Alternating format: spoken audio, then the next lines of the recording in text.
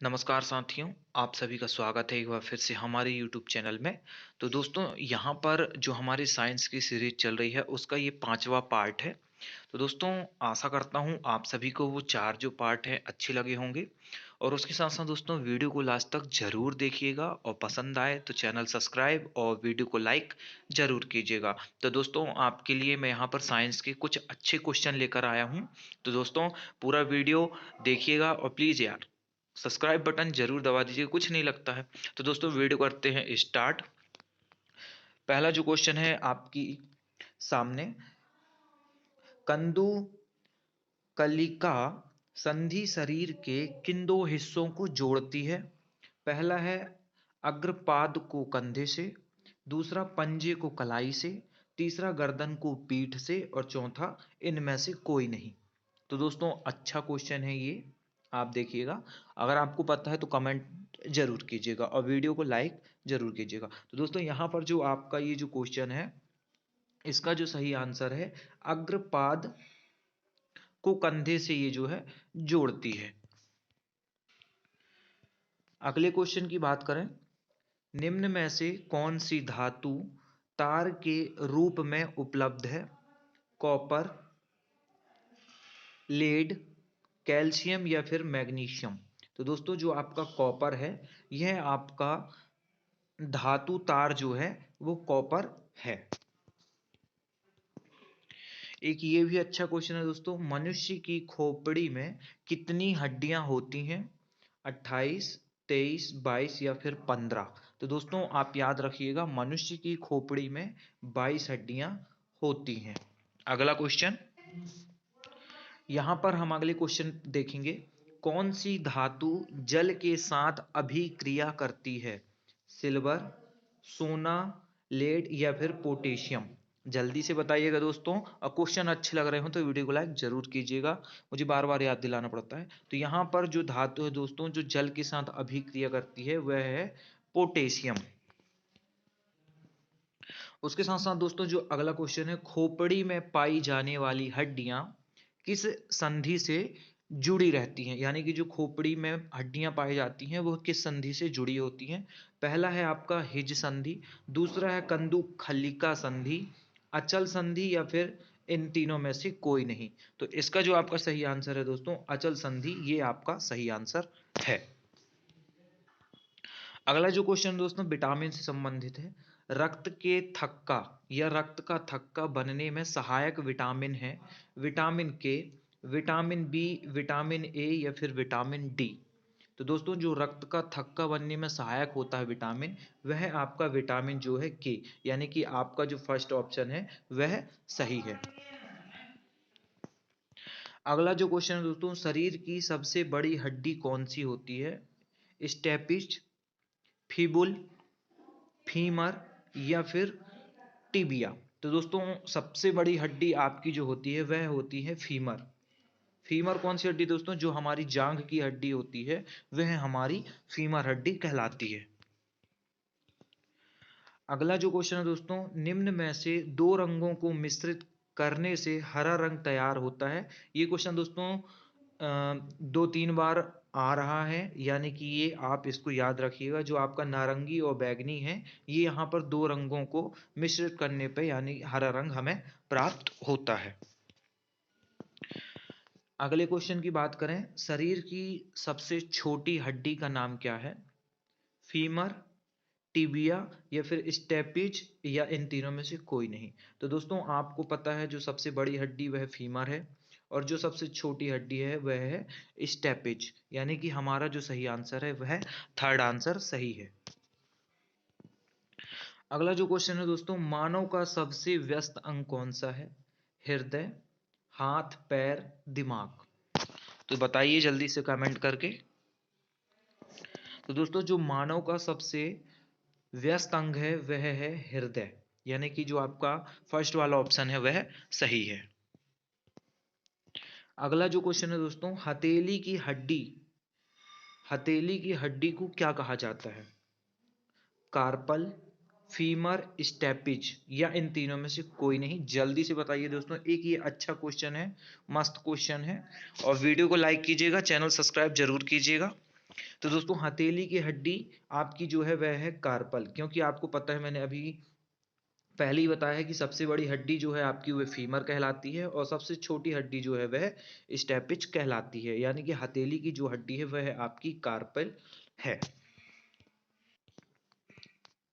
अगला क्वेश्चन दोस्तों, हास्य गैस का रासायनिक नाम क्या है? यानी कि जो हंसी के लिए जो गैस छोड़ी जाती है उसका नाम क्या है? पहला जो आपका ऑप्शन है नाइट्रस ऑक्साइड, नाइट्रोजन अमोनिया या फिर क्लोरोफ्लोरो। तो दोस्तों आपको यहाँ पर मैं बता देता हूँ, जो आपको हास्य वाली गैस होती है वह है आपकी नाइट्रस ऑक्साइड होती है। वहीं पे बात करें दोस्तों तो ये जो आपका सेकंड वाला ऑप्शन है नाइट्रोजन, तो नाइट्रोजन गैस का उपयोग हम यहाँ पर जो है आइसक्रीम बनाने के लिए भी कर सकते हैं।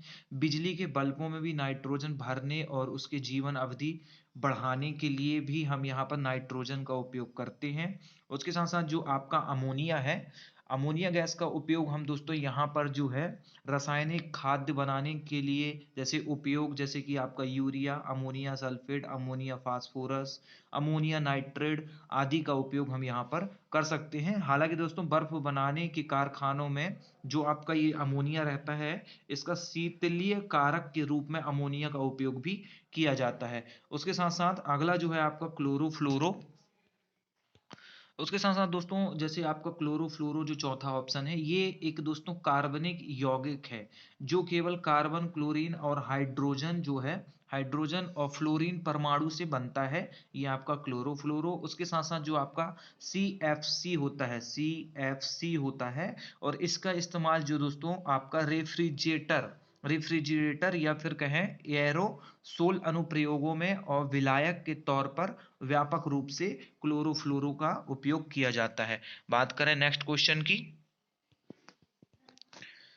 कौन सी संधि सर्वाधिक सीमा तक गति प्रदान करती है? हिज संधि, कंदुकल्लिका संधि, अचल संधि या फिर धुराग्र संधि। तो यहाँ पर दोस्तों आपका जो सेकंड ऑप्शन है यह आपका सही हो जाएगा। उसके साथ साथ यहाँ पर दोस्तों जो आपका मैग्नीशियम के दहन से जो उत्पादक बनते हैं उसे हम क्या कहते हैं? उदासीन, क्षारीय, अम्लीय या इन तीनों में से कोई नहीं। तो दोस्तों जो आपका यहाँ पर आंसर है वह है आपका क्षारीय। जो मैग्नीशियम के दहन से जो उत्पादक बनते हैं वो है आपके क्षारीय। अगला जो क्वेश्चन है दोस्तों, घुराग्र संधि शरीर के किन दो हिस्सों को जोड़ती है? अग्रपाद को कंधे से, सिर और गर्दन को कोहली को, या इन तीनों में से कोई नहीं। तो दोस्तों ये वाला तो मैंने आपको अभी ऊपर ही पढ़ाया है। ये जो आपकी दोस्तों जो घुराग्र संधि है वह शरीर को सिर और गर्दन से जोड़ती है, याद रखिएगा। उसके साथ साथ मानव शरीर में कितने प्रकार की संधियां होती हैं? तो दोस्तों मानव शरीर में आपकी 5 प्रकार की संधियां होती हैं। तो दोस्तों यहां पर जो आपकी 5 संधि होती हैं, पहली है आपकी कोर संधि, दूसरा है विसर्पी संधि, तीसरा है कब्जा संधि, चौथा अचल और पांचवा जो है कंदुकक खलिका संधि। ये आपकी 5 जो संधि होती हैं, याद रखिएगा। अगला जो क्वेश्चन है दोस्तों, शरीर की सबसे प्रबल अस्थि कौन सी होती है? जबड़े की, गर्दन की, भुजा की या जांघ की? तो दोस्तों जो शरीर की सबसे प्रबल अस्थि होती है वह होती है जबड़े की, याद रखिएगा। क्वेश्चन दोस्तों अच्छे लग रहे हो तो वीडियो को लाइक और चैनल सब्सक्राइब जरूर कीजिएगा। तो दोस्तों ये भी अच्छा है, सभी को पता है ये क्वेश्चन, वृद्धावस्था में मानव की हड्डियां कमजोर क्यों हो जाती हैं? सभी को पता है दोस्तों, कैल्शियम की कमी के कारण, अगर हमारे शरीर में कैल्शियम की कमी है तो हड्डियां कमजोर हो जाएंगी। आयोडीन की कमी से दोस्तों घेंघा रोग होता है, आपको पता है। और आयरन का दोस्तों आपको पता ही होगा, नहीं पता तो मैं आपको बता देता हूं। दोस्तों जो आपकी आयरन की कमी से होता है, आयरन की कमी से होने वाला दोस्तों एक होता है एनीमिया। क्या होता है? एनीमिया। एनीमिया होता है, यानी कि आयरन की कमी वाला एनीमिया ये आपका कहलाता है, जिसे हम लाल रक्त कोशिका या हीमोग्लोबिन का कम स्तर भी समझ सकते हैं। यहाँ पर जो अगला क्वेश्चन है दोस्तों, प्रोटीन का पाचन कहाँ से प्रारंभ होता है? बहुत ही अच्छा क्वेश्चन है। उदर से, छोटी आंत से, मुख गुहा से, या इन तीनों में से कोई नहीं। तो दोस्तों प्रोटीन का जो पाचन है वह हमारा उदर उदर से प्रारंभ होता है, और ये आंसर जो आपका पहला है वह सही है। अगला जो क्वेश्चन है दोस्तों, पेप्सिन क्या है? हार्मोन है, एक खनिज है, विटामिन है, या फिर एक एंजाइम है? तो दोस्तों जो आपका पेप्सिन है वह एक एंजाइम है, आप इसे याद रखिएगा। जो आपका चौथा वाला ऑप्शन है वह सही है। आपका जो अगला क्वेश्चन है, जंग रहित लोहा बनाने में प्रयुक्त होने वाली महत्वपूर्ण धातु है? एल्यूमिनियम, कार्बन, क्रोमियम, या फिर टिन? जल्दी से बताइए। तो यहाँ पर दोस्तों जो आपका जंग रहित लोहा बनाने में प्रयुक्त होने वाली जो महत्वपूर्ण धातु है वह आपकी जो है क्रोमोमियम। कौन सा? थर्ड वाला ऑप्शन सही है। दोस्तों जो अगला क्वेश्चन है एक अच्छा क्वेश्चन है, मानव हृदय में कक्षों की संख्या होती है? पहला 4, दूसरा 2, तीसरा 3, या फिर चौथा 5?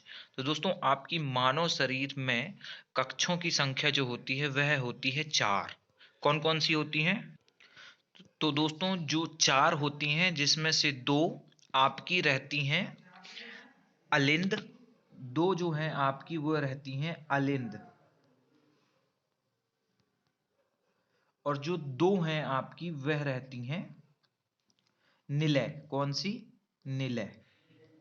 याद रखिएगा। जो 4 आपकी मानव हृदय में कक्षों की संख्या होती है 4, जिसमें से 2 रहती हैं अलिंद और 2 रहती हैं निलय। क्वेश्चन दोस्तों अच्छा है, नीलगाय निम्नलिखित में से किस प्रजाति की है? तो सीधी सीधी सभी को पता है दोस्तों, हिरण। नीलगाय जो है एक हिरण प्रजाति की है।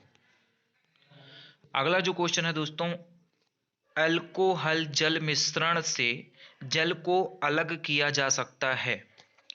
निस्तारण द्वारा, वाष्पन द्वारा, आश्वासन द्वारा, या इन तीनों में से कोई भी ऑप्शन नहीं है। जो आपको पता हो कमेंट करके बताइएगा। तो यहाँ पर दोस्तों जो आपका सही ऑप्शन है कि अल्कोहल जल मिश्रण से जल को अलग किया जा सकता है आश्वासन द्वारा, जो आपका थर्ड ऑप्शन है वह सही है। अगला जो क्वेश्चन है दोस्तों, निम्नलिखित में से किसने न्यूटन से पहले ही बता दिया था कि सभी वस्तुएं पृथ्वी की ओर गुरुत्वाकर्षित होती हैं? बहुत ही अच्छा क्वेश्चन है। आर्यभट्ट ने, गौतम बुद्ध ने, ब्रह्मगुप्त ने, या इन तीनों में से कोई नहीं? तो दोस्तों जिसको आंसर पता है वो कमेंट कर सकता है, जिसको नहीं पता तो मैं तो बताने ही वाला हूं। तो दोस्तों यहाँ पर जो आपका ब्रह्मगुप्त हैं वो न्यूटन से पहले ही बता दिए थे कि सभी वस्तुएं पृथ्वी की ओर गुरुत्वाकर्षित होती हैं। अच्छा क्वेश्चन है दोस्तों, ये भी आपने सभी पढ़ा होगा कहीं ना कहीं। पृथ्वी का पलायन वेग कितना होता है?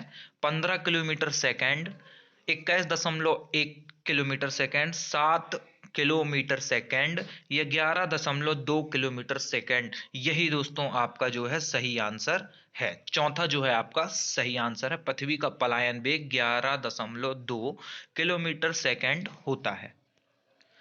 दोस्तों ये भी अच्छा क्वेश्चन है, किस द्रव के एकत्रित होने पर मांसपेशियां थकान का अनुभव करने लगती हैं? जल्दी बताइएगा। लैक्टिक एसिड, पायरूबिक एसिड, या फिर बेंजोइक एसिड, या फिर यूरिक एसिड? किस द्रव के कारण जो है आपकी मांसपेशियां थकान का अनुभव करती हैं? तो जो आपका लैक्टिक एसिड है इसके कारण दोस्तों हमें मांसपेशियों में थकान महसूस होती है। अगला जो क्वेश्चन है दोस्तों, परमाणु नाभिक के अवयव हैं? इलेक्ट्रॉन और प्रोटॉन, इलेक्ट्रॉन और न्यूट्रॉन, या फिर प्रोटॉन और न्यूट्रॉन, या फिर प्रोटॉन, न्यूट्रॉन और इलेक्ट्रॉन? तो दोस्तों जो परमाणु नाभिक के अवयव हैं वह है आपका प्रोटॉन और न्यूट्रॉन। थर्ड ऑप्शन आपका सही है। अगला जो क्वेश्चन है दोस्तों, पौधे के कौन से भाग से हल्दी प्राप्त होती है? जड़, फल, पुष्प, या तना? जल्दी बताइए, अच्छा क्वेश्चन है। जल्दी बताइए दोस्तों, पौधे के कौन से भाग से हल्दी प्राप्त होती है? तो आपका जो डी ऑप्शन है तना। सभी लोग दोस्तों यहाँ पर जड़ सोचते होंगे कि यहाँ पर जो हल्दी है वह जड़, तो नहीं दोस्तों, यहाँ पर जो आपका सही ऑप्शन है वह है तना। हल्दी पौधे के तने वाले भाग से प्राप्त की जाती है, याद रखिएगा। अगला जो क्वेश्चन है दोस्तों, निम्न पदार्थों में से कौन सा पदार्थ खाने की वस्तुओं के परिरक्षण में प्रयोग होता है? साइट्रिक एसिड पहला ऑप्शन, दूसरा पोटेशियम, तीसरा सोडियम और चौथा सोडियम क्लोराइड। तो यहाँ पर जो आपका सही ऑप्शन है, थर्ड आपका सही ऑप्शन है, सोडियम बेंजोएट जो है आपका यहाँ पर पदार्थ खाने की वस्तुओं के परिरक्षण में प्रयोग होता है। अगला जो क्वेश्चन दोस्तों, मांसपेशियों को हड्डी से जोड़ने वाले ऊतक को क्या कहते हैं? उपास्थित, लिगामेंट या फिर टेंडन या फिर अंतराकाशी द्रव। तो यहां पर जो आपका थर्ड ऑप्शन है टेंडन वह सही है। अगला जो क्वेश्चन दोस्तों सभी को पता है, इसका आंसर सभी जानते हैं, कमेंट करिएगा। कौन सा विटामिन हमारे शरीर में सबसे अधिक तीव्रता से बनता है? विटामिन डी, ए, बी या फिर के?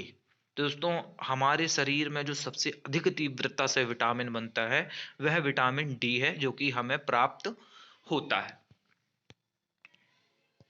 अगला जो क्वेश्चन है दोस्तों, ना चिपकने वाले खाने के बर्तनों में कौन सा लेप चढ़ा होता है? बहुत ही अच्छा क्वेश्चन है। पीवीसी, ग्रेफाइट, टेफलॉन या सिलिकॉन? जल्दी बताइएगा। ना चिपकने वाले खाने के बर्तनों में कौन सा लेप चढ़ा होता है? तो दोस्तों जो आपका टेफलॉन है, यह जो लेप है आपके खाने वाले बर्तनों में चढ़ा होता है। दोस्तों हीमोग्लोबिन क्या है? सभी को पता होगा। एक प्रोटीन है, वसा है, कार्बोहाइड्रेट है या फिर विटामिन है? तो दोस्तों ये जो है एक हीमोग्लोबिन प्रोटीन है। अगला जो क्वेश्चन है दोस्तों, निम्नलिखित में से कौन सी राशि सदिश नहीं है? विस्थापन, वेग, बल या फिर आयतन? तो यहाँ पर जो आपका आयतन है वह सही आंसर हो जाएगा। दोस्तों एक क्वेश्चन आपके सामने और है, अच्छा क्वेश्चन है, आप देख सकते हैं इसे। फूलों के अध्ययन को क्या कहते हैं? फ्रेनोलॉजी, एंथोलॉजी, एग्रोस्टोलॉजी या फिर पेनोलॉजी? तो दोस्तों फूलों के अध्ययन को हम एंथोलॉजी कहते हैं। क्या कहते हैं? एंथोलॉजी। अगला जो क्वेश्चन है, टमाटर के लाल रंग का क्या कारण है? कैप्सोसिन, लाइकोपिन, जैंथोफिल या इन तीनों में से कोई भी नहीं? तो टमाटर में लाल रंग का कारण जो है आपका लाइकोपिन, यानी कि सेकंड ऑप्शन आपका जो है वह सही है। अगला जो क्वेश्चन दोस्तों, रासायनिक रूप से मिल्क ऑफ मैग्नीशिया क्या होता है?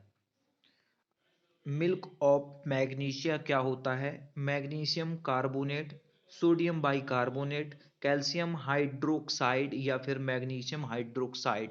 जल्दी बताइए दोस्तों। और वीडियो अच्छा लगा हो तो लाइक कीजिएगा, चैनल को सब्सक्राइब भी कीजिएगा। तो यहाँ पर जो रासायनिक रूप से मिल्क ऑफ मैग्नीशिया होता है वह आपका मैग्नीशियम हाइड्रोक्साइड होता है। तो दोस्तों ये आपका लास्ट क्वेश्चन था, और वीडियो को शेयर कीजिएगा ज़्यादा से ज़्यादा, क्वेश्चन अच्छे लगे हों, और चैनल को सब्सक्राइब करना मत भूलिएगा। धन्यवाद।